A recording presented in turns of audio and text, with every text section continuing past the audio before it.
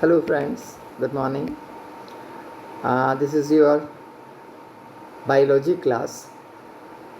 So in previous biology classes, we are learning about the cell organelles, a number of cell organelles that we discussed, and we see how they are made, what their properties are, and uh, what works they do. ठीक है, अब उससे जो कुछ बच गए हैं उन पर आज अपन बात करेंगे। और हमने पिछली बार जो देखा था, it is cell wall, it is nucleus, है ना, और cytoplasm, Golgi bodies, then vacuoles, इन सबको देखा था। Now come to the next, जो दूसरा सेल ऑर्गेनेल जिसके बारे में हम आज बात करेंगे वो है ribosome. You are very much familiar with the name ribosome. हम जानते हैं बहुत इंपॉर्टेंट पार्ट होता है, और जो हमने पिछले इंडोप्लाज्मिक रेटिकुलम वगैरह देखे, सब हमने देखा कि वहाँ पर राइबोसोम्स दे आर होते हैं। अब देखिए राइबोसोम्स के बारे में कि व्हाट टाइप और व्हाट नेचर इट हैज़। तो ये कहाँ होते हैं? ये ribosome is the main part of the cell, और ये दोनों प्रकार की सेल्स में, प्रोकैरियोटिक सेल हो या यूकैरियोटिक सेल हो, यानी प्रिमिटिव भी और मोस्ट डेवलप्ड भी, सभी प्रकार के सेल्स में राइबोसोम पाए जाते हैं। अब वो हैं क्या? Actually they are dense, spherical और ग्रेन्युअल पार्टिकल्स होते हैं। Ribosomes are small particles, they are granule होता है, वैसे पार्टिकल्स होते हैं, और दे आर स्फेरिकल समझते हैं, थोड़ा गोलाई लिए हुए और थोड़े डेंस, मतलब गाढ़े टाइप के होते हैं। और कहाँ पाए जाते हैं? They are freely in the matrix is that liquid fluid which is present inside. So उसमें ये फ्रीली घूमते हुए होते हैं, and remains attach to the endoplasmic reticulum. जब हमने इंडोप्लाज्मिक रेटिकुलम पढ़ा था तब हमने देखा था कि उनके वॉल पर आपको राइबोसोम्स पाए जाते हैं ना, पढ़ा था ना। तो इन द सेम वही चीज़ हम यहाँ पर दोहराएंगे कि वो इंडोप्लाज्मिक रेटिकुलम के जो वॉल्स होती हैं, that is rough endoplasmic reticulum, and that is one is smooth endoplasmic reticulum. They are found on the side of rough endoplasmic reticulum. ठीक है, अब chemically what is the chemical configuration of ribosomes? They are made of nucleic acid. Mainly they are the part of nucleic acid, that is RNA, made up of RNA and proteins. They don't have any surrounding wall. Surrounding membrane ribosome में absent होती है, proteins और RNA के बने होते हैं। लेकिन ये राइबोसोम्स मैमल्स की जो RBC, रेड ब्लड सेल्स होती हैं, उनमें नहीं पाए जाते हैं। Other than this they are present in the cell. अब ये क्या फंक्शन करते हैं राइबोसोम्स, व्हाट टाइप ऑफ, इसका एक हम फिगर भी देखना पसंद करेंगे आप। So here is the figure of ribosome. What I said, they are attached with the endoplasmic reticulum. So this is what it is, endoplasmic reticulum, and to the wall of these very small granule bodies, they are attached there. And what functions they are doing? They are the main site of protein synthesis. You know, protein synthesis is the most important part of work of the cells. So they are involved in the protein synthesis. Is in the main site of protein synthesis is ribosome, and they are attached to this endoplasmic reticulum, the rough surface of that, and the different parts of ribosomes, they are shown here. So by this figure you can understand how they are attached to this is endoplasmic rough endoplasmic reticulum. Okay, so this is about the ribosomes, the main important organelle in the cell, absent in the RBCs of mammals, right, and without any boundary wall, made up mainly of RNA, that is ribonucleic acid, and proteins, different types of proteins. Okay, come to the next organelle, which is also as important. This is lysosomes, LYSOSOMES. The second is lysosomes. Okay, they are also very tiny particles. They are spherical in shape, or they are just like a sack, sack माने एक bag की तरह होते हैं, bag like structures होते हैं, और they are freely distributed evenly into the cytoplasm of the cell. Cell में पाए जाने वाले freely distributed lysosomes में small sacs like structures they are. Then surround इनका अगर हम केमिकल स्ट्रक्चर्स में देखें, इनका सराउंडिंग बॉडी को देखें तो they are surrounded with a membrane, and within this membrane, these lysosomes, they have very powerful enzymes. These enzymes, they are very powerful. Why? Because they are capable of breaking and digesting almost all the organic materials which are present in the cell, and therefore they are called as very powerful. What functions they are doing? They are also called digestive bags. Sack like structure है इसलिए they are bags, है ना. इनको digestive bags भी कहा जाता है. Lysosomes are called, are known as digestive bags. क्यों डाइजेस्टिव बैग हैं? क्योंकि ये उन सब चीज़ों को डिस्ट्रॉय कर सकते हैं. कोई फॉरेन मटेरियल सपोज करके कुछ एक which is unwanted foreign material, बाहर से कोई बॉडी अगर सेल में आ गई जो कि बॉडी के लिए नीडेड नहीं है, अनवांटेड है ना, तो उसको ये बैग्स क्या करेंगी? ये डिस्ट्रॉय कर देंगी. लाइसोसोम्स जो है उसके जो एंजाइम्स हैं ये उसको तुरंत डिस्ट्रॉय करते हैं, और ये बॉडीज़ कौन सी हो सकती हैं विच आर अनवांटेड? जैसे हमको इन्फेक्शन होता है, आपको बैक्टीरियल इन्फेक्शन होता है, वायरल इन्फेक्शन होता है, तो ये अनवांटेड बॉडीज़ हैं जो हमारी इजाज़त के बिना, हमारे शरीर की मांग के बिना हमारे शरीर में एंट्री करते हैं. इन सब को खा करके डाइजेस्ट कर लेता है, and therefore it is known as digestive bags. ठीक है.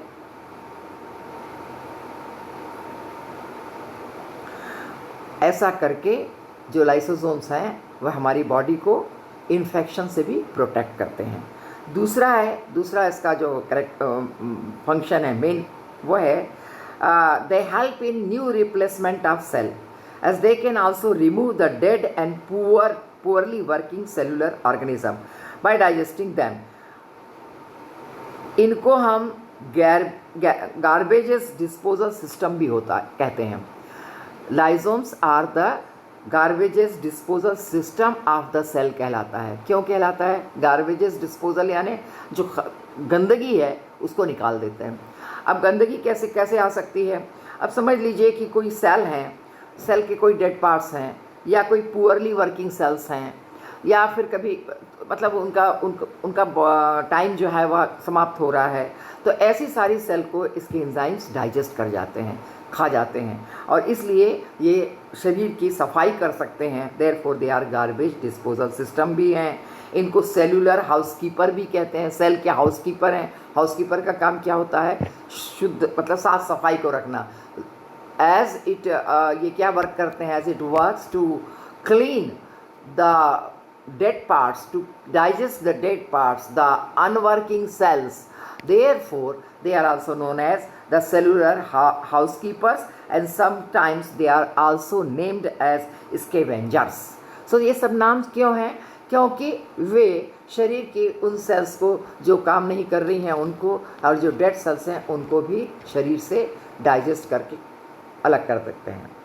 अब तीसरा इसका देखिए, इन lysosomes are also called suicidal bags, suicide bags. इनको सुसाइड बैग्स भी कहा था. इट इज़ मोर कॉमन ये बहुत ही कॉमन कहना चाहिए एडजेक्टिव है जो उसके लिए यूज़ किया जाता है कि लाइसोसोम सुसाइड बैग्स हैं. क्यों सुसाइड बैग्स हैं?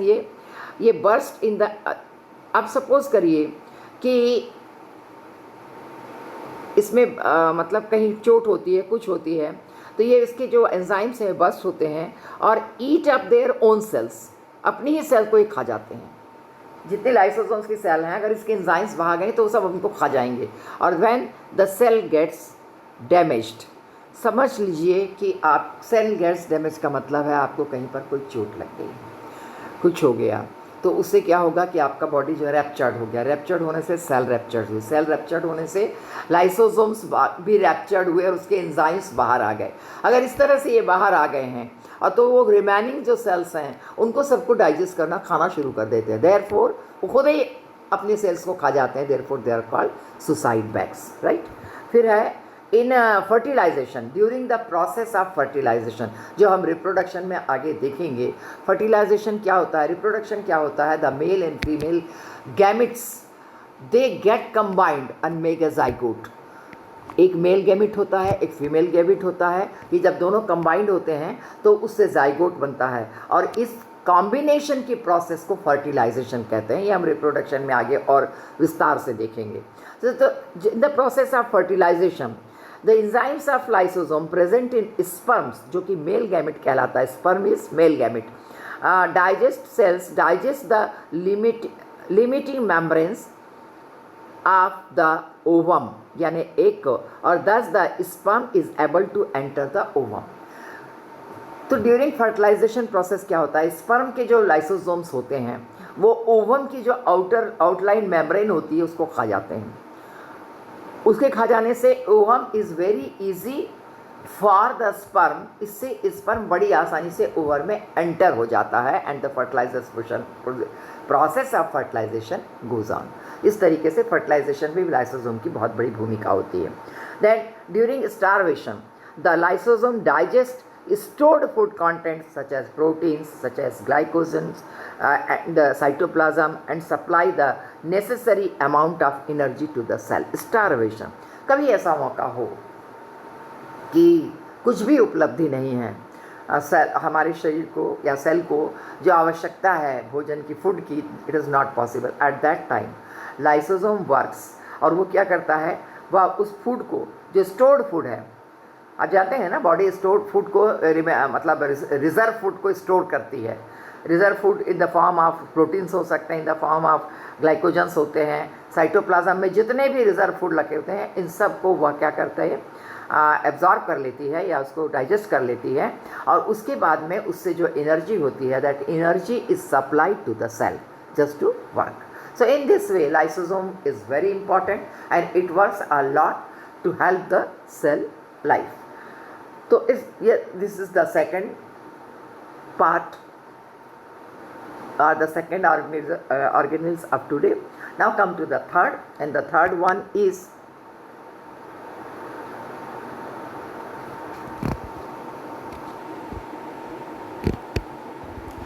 so the next is third one, right?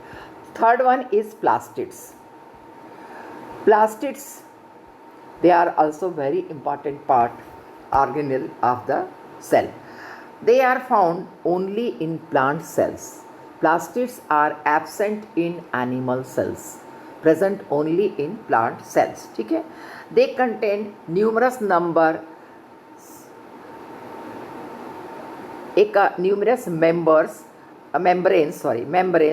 then layers embedded in stroma. तो plastids क्या है? ये मेम्ब्रेनस होते हैं और stroma which is a fluid इसके अंदर डूबे हुए होते हैं। They are double layered, they are self replicating organelle. Self replicating organelle मतलब वो अपने आप में डबल होते हैं, they don't need any other help just to get to increase in the number. जो इंक्रीज इन द नंबर स्वयं कर लेते हैं, they are known as self replicating. So they are self replicating organelles. जैसे कि हमने देखा था माइटोकॉन्ड्रिया के केस में भी आपने देखा कि माइटोकॉन्ड्रिया इज सेल्फ रिप्लिकेटिंग, खुद अपने आप की रचना स्वयं कर लेते हैं। In the same way this plastids also able to self replicate. और क्यों होता है, रिप्लिकेशन के लिए क्या आवश्यक है, अभी तक जो हमने डिस्क्रिप्शन पढ़ा है, you know the replicating organelle जो पॉइंट है वो क्या है, DNA. DNA is able to replicate or it is the source from which the cells can get replicate। तो जब हम कह रहे हैं कि प्लास्टिड्स सेल्फ रिप्लिकेट होते हैं, इसका मतलब इनके पास इनका अपना डीएनए होता है, इनके पास अपना राइबोसोम्स होता है, और इसके कारण उनमें अपने आप में स्वयं ही रिप्लिकेट होने की प्रवृत्ति होती है। ये जो प्लास्टिड्स होते हैं जो केवल की पौधों में पाए जाते हैं, they may be of 3 main types.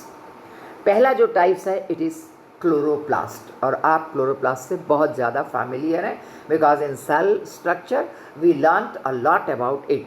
तो आप जानते हैं कि ये क्लोरोप्लास्ट जो हैं they are green in colour, they are present in chlorophyll. Chlorophyll is the organelle, मतलब आर्गन है, लेकिन प्लास्टिड्स जो है उसके अंदर पाए जाने वाला क्लोरोप्लास्ट है, इट इज़ ऑर्गेनिल, उसका सबसे छोटा पार्ट जो कि ग्रीन कलर इम्पार्ट करता है, ग्रीन कलर देता है। The leaves are green, the we can say the small plants they are also green, so this green color is due to the plastids which are this chromoplast which is present in the chlorophyll। ठीक है, ये then आप जानते हैं कि the chlorophyll जो है वह फोटोसिंथेसिस में इन्वॉल्व होता है, और फोटोसिंथेसिस की जो प्रोसेस है वह फूड का क्रिएशन करती है, फूड को निर्माण करती है। इसलिए हम क्लोरोप्लास्ट को किचन ऑफ द सेल भी कह सकते हैं, क्योंकि फूड जहाँ बनता है उसको हम बोलचाल में किचन कहते हैं। सो चूँकि प्लांट सेल्स में का जो किचन है वह क्लोरोप्लास्ट के अंदर है, क्लोरोप्लास्ट के से निर्मित होता है सब चीज़, इसलिए इसको किचन ऑफ द प्लांट भी कहा जाता है। Cells, kitchen of the cell, of course not the plant, kitchen of the cell भी कहा जाता है। देन अब हम इसका स्ट्रक्चर देखेंगे कि एक क्लोरोप्लास्ट किस तरह से इसकी स्ट्रक्चर बनता है। So see with a figure.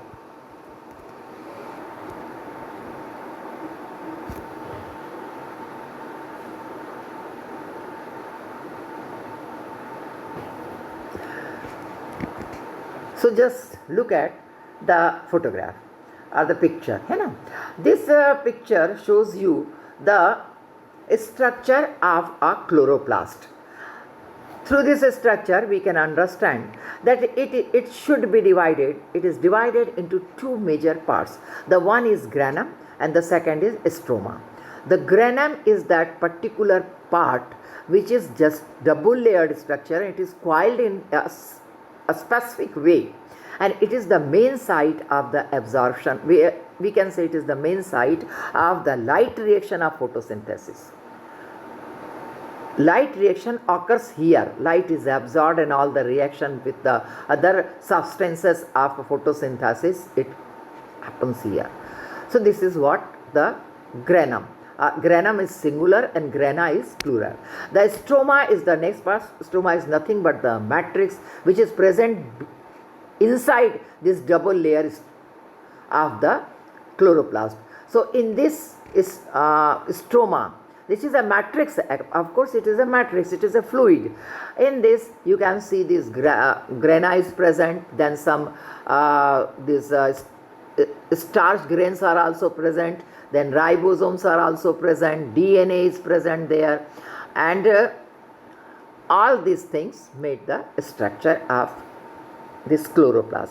So what the function mainly chloroplast does, you know, chloroplast traps solar energy, उसको खींचती है, उसको एब्जॉर्ब कर लेती है, and utilize it to manufacture food.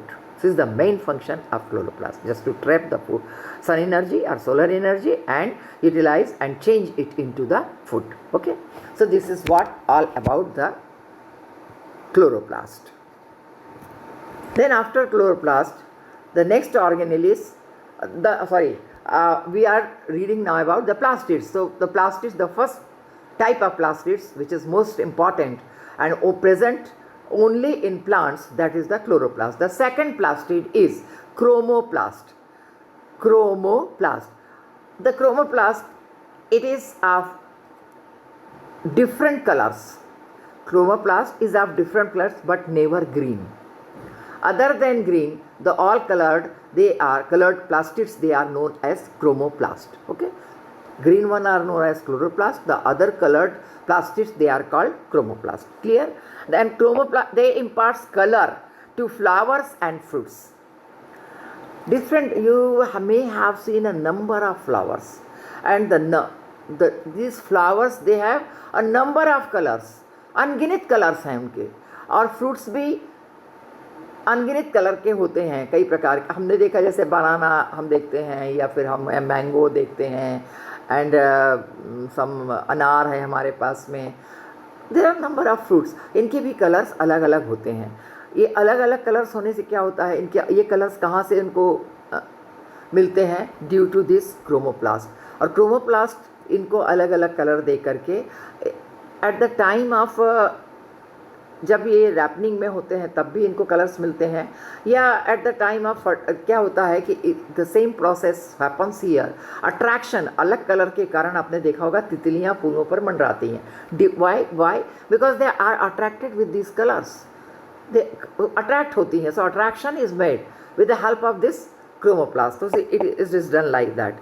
सो अब इनका कॉम्बिनेशन इनका हम देखेंगे कि किस तरह के, what is the constitution. So they are rich in correlated pigments. They are rich in very correlated pigments are present there. Then lipids are also present there. और इसके अलावा जो मॉलिक्यूल्स क्रोमोप्लास्ट में प्रेजेंट होते हैं, जो स्पेशल मॉलिक्यूल्स क्रोमोप्लास्ट में present होते हैं, they are DNA, they are histone proteins and acid proteins. They are known the molecules of chromoplast. ठीक है, 3 प्रकार के मॉलिक्यूल्स हैं, और मोटे तौर पर हम कह सकते हैं कि इनमें जो कैरोटीन पिगमेंट्स हैं और लिपिड्स हैं। ठीक है, so this is all about the second type of plastids, that is chromoplast. Now come to the third type of plastids, and that one is known as leucoplast. What we call it, leucoplast. तो what is leucoplast? Just see it. What is leucoplast? They are colorless. Mainly they are colorless pigments or plastids. Sometimes they may be white, but they have a peculiarity. They can change into any type of plastids. Leucoplast में they can change into any type of plastids. ये उनकी खासियत होती है। ठीक है, और इनका फंक्शंस क्या है? They store food in the form of carbohydrate, fat and protein. इनका काम है कि they store food, carbohydrates food के रूप में, स्टार्च फूड के रूप में, फैट फूड के रूप में, प्रोटीन फूड के रूप में they can store. So it functions for that. This is all about the plastids. Shortly, plastids they are they are present only in plant cells. There are 3 types, and that is the chloroplast, that is the second one is the chromoplast, and third one is the leucoplast. Now come to the next organelle which is present, that is centrosome. The name of that is centrosome. Centrosomes are found only in animal cells. They are absent in plant cells. ठीक है, they are hollow cylindrical structures made up of microtubules without any cell wall. They have no membrane. They have no membrane. This structure doesn't have any membrane on, or membranous cover on it. Hollow tube like structures. Microtubules like they are very very very small, tiny in size. So they are microtubules. ठीक है, it has no membrane, but of course they consist of 2 granules like centrioles. Each centrosome has 2 granules like structure. They are known as centrioles without any membrane, and they are hollow and cylindrical. Cylindrical समझते हैं ना, एक tube को हम देखते हैं, कोई भी ट्यूब को उठाइए वो कैसे होती है, गोल होती है, इट इज सिलिंड्रिकल टाइप. तो cylindrical structures are there. What they functions? What they functions? The function is centrosome has in cell division in animal cells. Animal cell division जब होता है सेल डिवीजन का मतलब from 1 to 2. So at that time जो granular structure है इसका, the granules हैं which are called centrioles. This centrioles go upward and they divide into 2. So they help in cell division in the animal cells because they are present only in animal cells, and as we have seen the other ones, that is leucoplast and others which are plastids which are present in only plant cells. So this is all about today's work. Okay, so we have now completed about the organelles of the cells. If you have any problem, you can ask about these to me. Okay, On the basis of today's work, what I have explained you today, on the basis of that I am going to give you some questions. Questions are very simple, depending on today's lecture. So please have a reading of this whatever given these notes to you. Have the reading of your lesson pages which is related with this, and then after please try to answer the following questions which are very simple, I think. Why are lysosomes known as suicide bags? Why they are called suicide bags? I have already have explained you, because they eat the same cells, they eat themselves, therefore they are suicide bags. But you have not to write this in only one sentence, you have to write it and explain it at least in 4 or 5 sentences. Okay? Name 2 organelles that contain their own genetic material. What is the genetic material? It is clear to you. Genetic material is nothing but DNA. And we come to the knowledge that only the two organelles, very clear to you, they have their own DNA. So name them. Okay? Then where are proteins synthesized inside the cell? What organelle is responsible for this? That you have to write down. And then what molecules are present in chromoplast? I already have discussed it. We already have discussed it. I already have told you. So you have to write down the names of those molecules which are present in chromatids. Okay. So this is for today, and have a good day. Please give more time to your study and just try to understand what is told to you. Okay. Thank you very much.